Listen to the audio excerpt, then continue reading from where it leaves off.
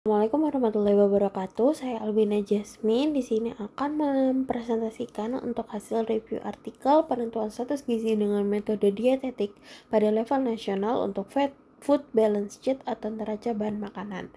Di sini laporannya yang saya gunakan yaitu merupakan laporan neraca bahan makanan Indonesia tahun 2023 sampai 2024 oleh Badan Pangan Nasional.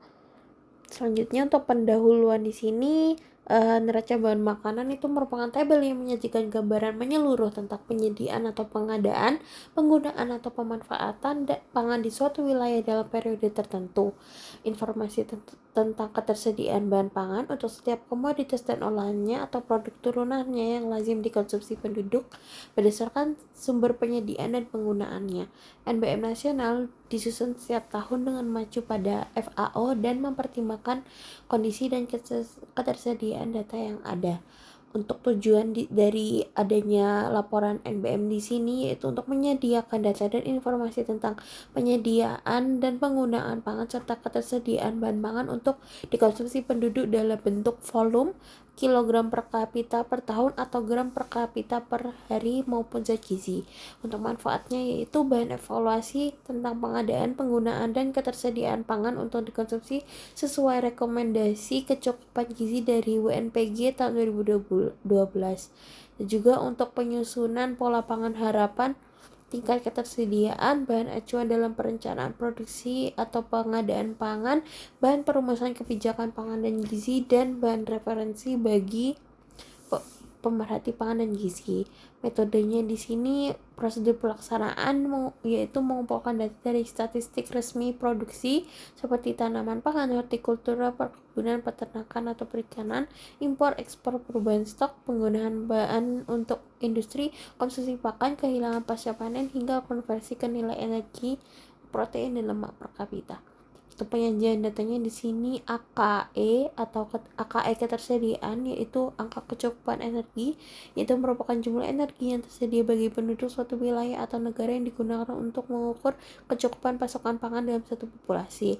Rekomendasi AKE ketersediaan yaitu 2.400 kekal atau kapita per hari. AKE ketersediaan oleh Indonesia di sini 2.847 kalori sehingga sudah terpenuhi menurut WNPG tahun 2012. Untuk AKP, angka kecukupan protein ketersediaan di sini adalah jumlah protein yang tersedia bagi penduduk suatu wilayah atau negara dari berbagai sumber pangan untuk mencukupi kebutuhan gizi masyarakat. Rekomendasi AKP ketersediaan yaitu 63 gram per kapita per hari. AKP ketersediaannya Indonesia 74,61 gram sehingga sudah terpenuhi menurut WNPG tahun 2012. Untuk penyajian datanya, ketersediaan bahan makanan dikonsumsi pada tahun 2004 dalam bentuk energi sebesar 2.847 kekal per kapita per hari. Angka tersebut lebih rendah dibandingkan pada tahun 2003 sebesar 3.079 kekal dan 2022 sebesar 3.161 kekal per kapita per hari. Untuk ketersediaan bahan makanan untuk dikonsumsi pada tahun 2024 dalam bentuk protein itu sebesar 74,61. Ini juga lebih rendah dari tahun 2023 dan 2022. Untuk ketersediaan bahan makan dari tahun 2024 dalam bentuk lemak di sini sebesar 69,58 gram per kapita per hari. Di sini juga lebih rendah dari tahun 2023 dan juga 2022. Untuk kondisi ketersediaan pangan berdasarkan kelompok pangan pada tahun 2024 jika dibandingkan dengan tahun 2023 adalah sebagai yang ada di gambar di sini. Kelompok padi-padian menurun, umbi-umbian menurun, pangan hewani menurun, minyak dan lemak menurun, gula dan sayuran buah juga menurun kecuali untuk buah atau biji berminyak, dan kelompok kacang-kacangan di sini ada peningkatan.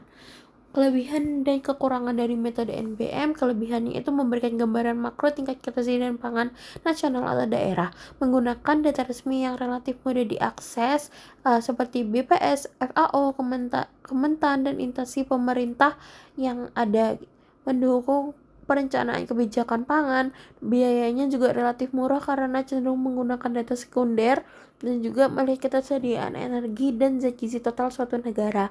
Kekurangannya di sini tidak menilai konsumsi aktual individu atau rumah tangga, tidak mempertimbangkan kehilangan pangan spesifik. Akurasi sangat bergantung pada kualitas data sekunder, tidak menangkap variasi konsumsi antar kelompok populasi, dan juga tidak digunakan untuk menilai status gizi. Potensi biasnya di sini seperti pelaporan produksi tidak akurat oleh petani, bias data sekunder seperti kesalahan dari data BPS, data-data sekunder lainnya, food loss bisa keliru dalam pencatatan. Hasilnya itu juga bisa berpengaruh dari perhitungannya sendiri. Validasi datanya di sini, penyusunan NBM ini mengadopsi metode yang disusun oleh FAO dan disesuaikan lagi dengan kondisi dan ketersediaan data di Indonesia.